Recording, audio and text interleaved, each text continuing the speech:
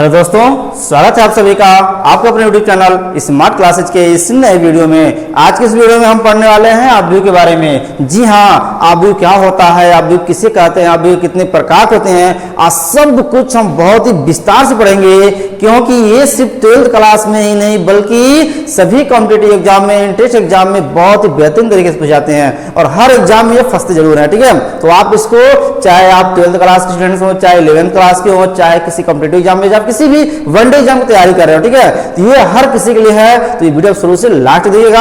हम एक एक टॉपिक को, नाम ही हमारा क्या है, आव्यूह है, तो इस आव्यूह के बारे में हम एक एक टॉपिक बिल्कुल विस्तार से पढ़ेंगे। ठीक है, आइए स्टार्ट करते हैं। सबसे पहले हम बात करते हैं कि आव्यूह कहते किसे हैं, आव्यूह क्या होता है, इसकी डिफिनेशन क्या होगी। ध्यान सुनिए भाई, होता क्या है, संख्याओं को पंक्ति और कॉलम के रूप में व्यवस्थित करना ही आव्यूह कहलाता है। जैसे मान लीजिए लिख दिया 2 3 4 5 6 7 8 9 10 और इसको बिग ब्रैकेट से हमने क्या कर दिया, बंद कर दिया, ये हमारा क्या कहलाएगा, आव्यूह कहलाएगा। ठीक है, अगर संकेत में लिख जाए तो A B C D E F, ये भी हमारा क्या है, आव्यूह है। इसमें ये कोई जरूरी नहीं है कि 3/3 है, आव्यूह है कितना भी हो सकता है, बस एक अंक नहीं रहेगा। ठीक है, जैसे मान लीजिए आप क्या 6 7 5 4, ये भी हमारा क्या है, आव्यूह है। ठीक, अब कह लीजिए 2 3 6, ये भी हमारा क्या है, आव्यूह है। कहेंगे 1 2 3, ये भी हमारा क्या है, आव्यूह है। ठीक है, ये सारे हमारे क्या कहलाएंगे, आव्यूह कहलाते हैं। ये हमारा पंक्ति कहलाता है और इसे कॉलम कहते हैं। क्लियर हो गया। या फिर से बोलते हैं कि संख्याओं को पंक्ति और कॉलम के रूप में व्यवस्थित करना ही आव्यूह कहलाता है। ठीक है, अब हम आव्यूह के और अंदर चलते हैं कि आव्यूह के अंदर जितने भी ये पार्ट्स हैं, जितने अवयव हैं, इनको तत्व बोलते हैं, अवयव बोलते हैं। इन अवयवों की क्या कहानी है, अभी तो हम आव्यूह के बारे में पढ़े हैं, अब इनके अंदर घुसते हैं, इन अवयव की क्या कहानी है उनको अच्छे से एक्सप्लेन कर लेते हैं। पूरी तरह से आव्यूह को नींबू तक निचोड़ लेना है कि आव्यूह से संबंधित जितने भी टॉपिक्स आते हैं एक भी छूटने ना पाए। उसके बाद हम बात करेंगे कि आव्यूह कितने प्रकार के होते हैं। क्लियर है, इसको रीच कर दें। चलिए, तो अब आपके सामने हम एक आव्यूह को राइट किए हैं, अब इसके अंदर चलते हैं और इसके पार्ट्स के बारे में जानते हैं कि इसमें कौन से पार्ट्स को क्या कहते हैं। ठीक है, आइए सबसे पहले यहाँ आपको अंग दिखाई दे रहा है, इस सभी अंग को बोलते हैं अवयव। क्या बोलते हैं, अवयव या तत्व बोलते हैं। क्या बोलते हैं, अवयव या तत्व बोलते हैं इन्हें। क्लियर है, तो आपको पता होगा कि ये सभी तत्व जितने हैं, जितने भी अवयव हैं, ये दो रूपों में है। इसको हम बोलते हैं क्षैतिज कहिए या पंक्ति कहिए। क्या कहिए, इन्हें क्षैतिज भी बोलते हैं या क्या बोलते हैं, पंक्ति बोलते हैं। क्लियर इतनी बात। चलिए, अच्छा ये भी हमारा क्षैतिज या पंक्ति है, इसको भी पंक्ति बोलते हैं। इतनी बात क्लियर है। अब हम ध्यान दीजिएगा, इसको बोलते हैं कॉलम। क्या बोलते हैं, ये हमारा कॉलम है, ये दूसरा कॉलम है, ये तीसरा कॉलम है। इतनी बात क्लियर हो गई। यानी ये हमारा क्या है, पंक्ति है और ये क्या है, कॉलम बोलते हैं या ऊर्ध्वाधर। क्या बोलते हैं, ऊर्ध्वाधर बोलते हैं। क्लियर भाई। चलिए ध्यान दीजिए, इसको क्या बोलते हैं, कॉलम या ऊर्ध्वाधर, और इसको क्षैतिज या पंक्ति बोलते हैं। क्लियर है। अब हम बात करते हैं इन सभी एक एक अंग को, जो अवयव है, इनको किस नाम से जानते हैं। ध्यान सुनिए भाई, ये होता हमारा A11। क्या होता है, A11। ये होता है A12, ये होता है A13, ये होता है 21। क्या होगा, A21, ये होगा A22, ये होगा A23, ये हमारा क्या होगा, A31, ये क्या होगा A32, ये क्या होगा A33। क्लियर इतनी बात समझ आ गई। यानी A11, A12, A13, फिर A21, 22, 23, फिर 31, 32, 33, ऐसे ही 41, 42, 43, इस तरह से हमारे क्रम चलता है। क्लियर होगा। अगर आपको एग्जाम में कहता है, जैसे हम 12 यानी क्लास 12 का एनसीईआरटी बुक्स का जब 3.1 वाला क्वेश्चन सॉल्व करेंगे, उसमें पहला क्वेश्चन आएगा आपका कि A22 का मान बताइए। तो भाई इसका मान कितना होगा, तो इसका मान ये है, देखिए यानी एक क्या होगा, एक कहेगा भैया 32 का मान बताइए, A32 का मान बताइए।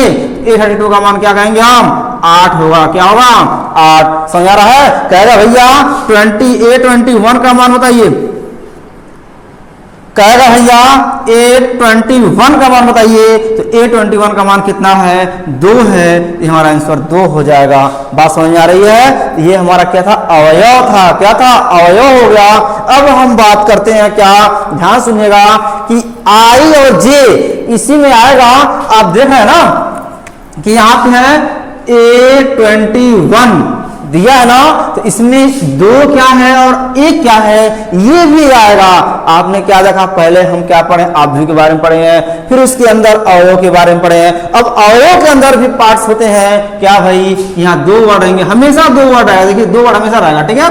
तो 21 में 2 डिजिट है, इसमें ये पहला डिजिट होता है आई, क्या होता है आई, दूसरा होता है जे, क्या होता है जे, अर्थात AIJ। समझ आ गया भाई। इसके बारे में आगे पढ़ेंगे। अगर कहेगा कि भाई आप क्या, यदि I बराबर 2 और J बराबर 3 हो तो बताइए AIJ कौन सा अवयव होगा, कौन सा अवयव होगा। देखिए भाई क्या करेंगे, A लिख दीजिए, I का मान कितना है, 2 है, J का मान कितना है, 3 है।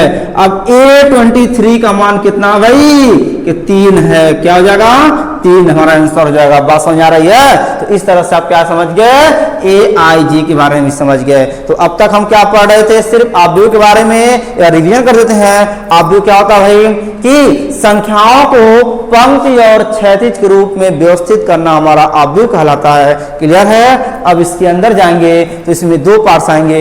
एक आता है क्षैतिज, जितने भी ऐसे रहते हैं पंक्ति के रूप में इनको क्षैतिज बोलते हैं या पंक्ति बोलते हैं, और ऐसे जो रहते हैं उनको क्या बोलते हैं, कॉलम बोलते हैं, ऊर्ध्वाधर बोलते हैं। क्लियर है। इसके अंदर घुसेंगे तो प्रत्येक अवयव का नाम होता है। इस 11, 12, 13, 21, 22, 23, 31, 32, 33, 41, 42, 43 इस लिखते हैं। इंग्लिश में बात करें तो 11, 12, 13 होगा, 21, 22, 23 होगा, 31, 32, 33 होता है। ठीक है।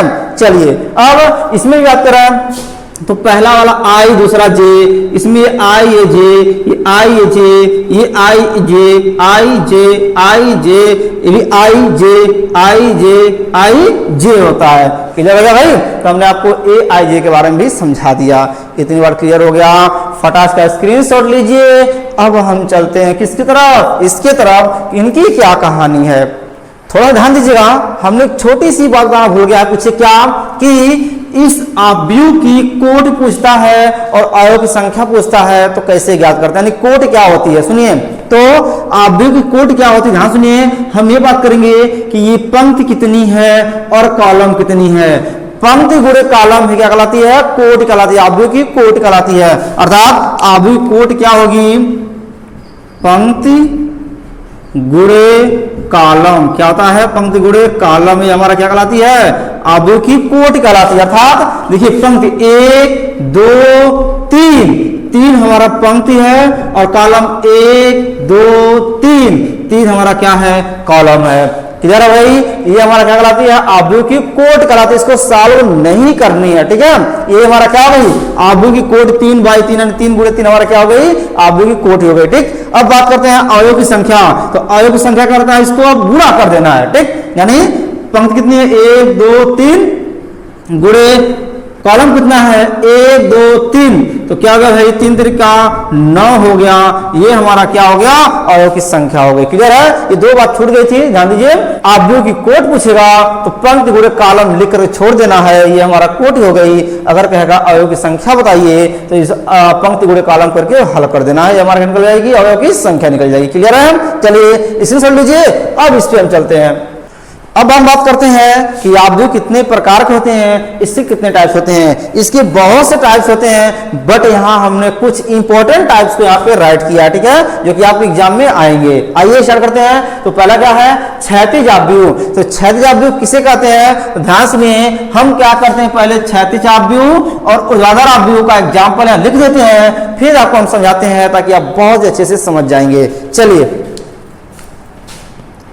चलिए ध्यान दीजिए, पहला एग्जाम्पल किसका है, क्षैतिज का, दूसरा एग्जाम्पल किसका है, ऊर्ध्वाधर का। तो इसको समझने से पहले हम क्या करेंगे, इसकी कोट क्या लिखेंगे, दोनों की कोट लिखते हैं। तो इसकी कोट क्या होगी भाई, तो आपको भी हम बताए हैं कोट कैसे निकालते हैं कि पंक्ति गुणे कालम। तो पंक्ति कितना है, 1 2 3, 3 पंक्ति है, कॉलम कितना है, 1 2 केवल कॉलम है। ठीक, इसकी अगर मैं कोट निकालूं तो इसकी कोट क्या हो जाएगी भाई, 1 2 2 केवल पंक्ति है और 1 2 3 हमारा क्या है, कॉलम है। इतनी बात क्लियर है। अब देखिए भाई, तो क्षैतिज अवयव यानी वह अवयव, मैं डिफिनेशन यानी परिभाषा बता रहा हूं आपको किसकी, क्षैतिज अवयव की।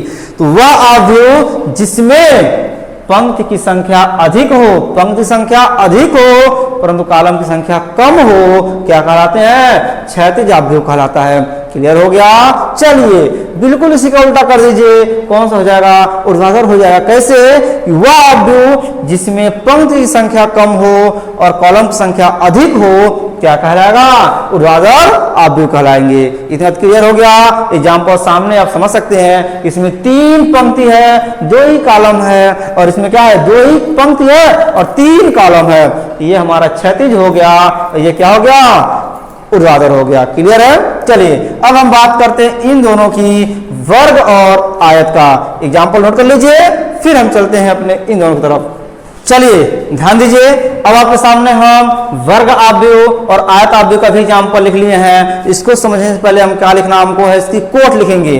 तो इसकी अगर हम कोट लिखेंगे तो क्या आएगा भाई, तो ध्यान सुनिएगा, पंक्ति पंक्ति 1 और 2 पंक्ति है और कॉलम भी 2 ही है, यानी 2 बाई 2 है। इसकी अगर कोट हम लिखें तो इसकी कोट क्या हो जाएगी, ध्यान सुनिए, 1 2 3 पंक्ति है और 1 2 3 कॉलम भी है। क्लियर है। इसकी कोट में लिखूं तो क्या हो जाएगा भाई, ये 1 2 पंक्ति है और 1 2 3 हमारा क्या है, कॉलम है। क्लियर है।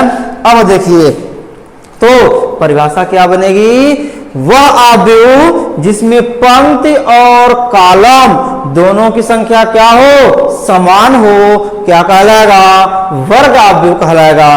क्लियर है। इसी को उल्टा कर दीजिए, वह सभी अवयव जिसमें पंक्ति और कॉलम की संख्या समान नहीं होती है क्या कहलाएंगे, आयत कहलाएंगे। बहुत सिंपल सा हिसाब है। अगर कोट हमारा क्या होगा, पंक्ति और कॉलम क्या होगा, बराबर होगा तो क्या कहलाएंगे, वर्ग कहलाएंगे, बराबर नहीं होगा तो आयत कहलाएगा। सिंपल सा हिसाब है। क्लियर हो गया। चलिए नोट करिए, फिर हम बात करते हैं अपने इन दोनों टॉपिक्स की तरफ। चलिए ध्यान दीजिए, बाकी सब बहुत ही आसान है। पांचवा कह रहा है कि इकाई अवयव किसे कहते हैं, तो वह सभी अवयव जिसका विकर्ण हमारा 1 हो, इसको इकाई अवयव को हम लिखते हैं, जानते हैं किससे, आई से। किससे, आई से। तो क्या हो जाएगा भाई, वे सभी अवयव जिसका विकर्ण हमारा क्या हो, 1 हो। ध्यान देखिएगा भाई, इसका विकर्ण हमारा क्या है, 1 है और बाकी सब क्या हो, 0 है, क्या कहलाएंगे वह, इकाई अवयव। और बार लिखते हैं, देख लीजिए, और बार से मतलब 2 बाई 2 का था, अब देख लेते हैं क्या, मान लीजिए 1 0 0 0 1 0 0 0 1। ध्यान समझिएगा, यहां भी देख रहे हैं इसका जो विकर्ण है, विकर्ण हमारा क्या है, 1 है, बाकी अवयव क्या है, 0 है। तो परिभाषा क्या बनेगी, वे सभी अवयव जिनका विकर्ण 1 हो और बाकी सब अवयव क्या हो, 0 हो, क्या कहलाएगी, हमारा इकाई अवयव। ठीक, इसको आई से हम प्रदर्शित करते हैं। किधर हो गया। अब बात करते हैं शून्य या रिक्त अवयव। तो बहुत सिंपल सी बात है, नाम से ही इसके काम का पता चल रहा है कि शून्य मतलब 0। वे सभी अवयव इसका प्रत्येक अवयव क्या हो जाए, शून्य हो, क्या कराएगा, शून्य अवयव। चाहे जितना मर्जी बनाइए वो क्या रहेगा, शून्य अवयव रहेगा। क्लियर है भाई। चलिए ये हो गया हमारा 6वां हो गया, ये 5वां हो गया। चलिए इसकी बात करते हैं किसका, 7वें का, कि पंक्ति या सदिश अवयव। तो वह अवयव जो केवल पंक्ति में हो, क्या हो, पंक्ति, एक ही पंक्ति हो। जैसे मान लीजिए क्या दे दिया, 2 5 7 3 दे दिया। ठीक, ये हमारा क्या कहलाएगा, पंक्ति अवयव, क्योंकि बस एक ही पंक्ति है, ये पंक्ति अवयव कहलाएगा। ये हमारा हो गया 7वां। ये हमारा क्या, 8वां भी इससे उल्टा हो गया। अगर कोई अवयव क्या हो, अवयव मान 3 5 4, ठीक, ये किसमें है, एक ही स्तंभ में है, एक एकल स्तंभ में हो क्या कहलाएगा, वह स्तंभावी कहलाएगा। इतना क्लियर हो गया। फटाक से कमेंट्स करके बताइए कि ये वीडियो आप लोगों को कैसी लगी, और हाँ वीडियो पसंद आई हो वीडियो को लाइक करना, शेयर करना बिल्कुल मत भूलिएगा। और यदि आप इस चैनल पे नए हैं तो प्लीज चैनल को सब्सक्राइब करने के साथ साथ बगल में जो घंटे का निशान है उसे भी दबाइएगा। ठीक, फिर हम मिलेंगे नए वीडियो में नेक्स्ट टॉपिक के साथ। तब तक के लिए जय हिंद, जय भारत।